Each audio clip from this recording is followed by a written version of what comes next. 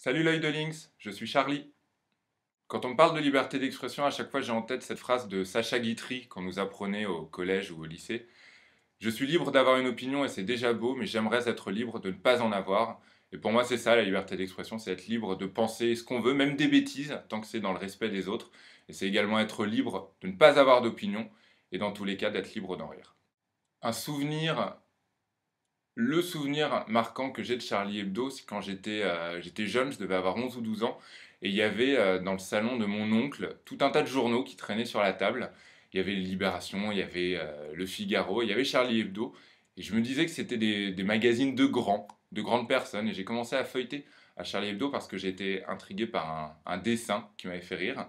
Et en tournant les pages, je m'étais rendu compte que c'était rempli de blagues, rempli de dessins, et que finalement c'était des grandes personnes, certes, mais qui faisait rire, qui dessinait, qui s'amusait. Et c'était ça Charlie Hebdo, et jusqu'au bout d'ailleurs, ça a été ça, des gens qui voulaient dénoncer, qui voulaient critiquer, mais qui voulaient se marrer et faire rire. Et ma découverte de Charlie Hebdo, c'est ça, c'est réaliser qu'on peut rester toute sa vie un grand gamin et se marrer.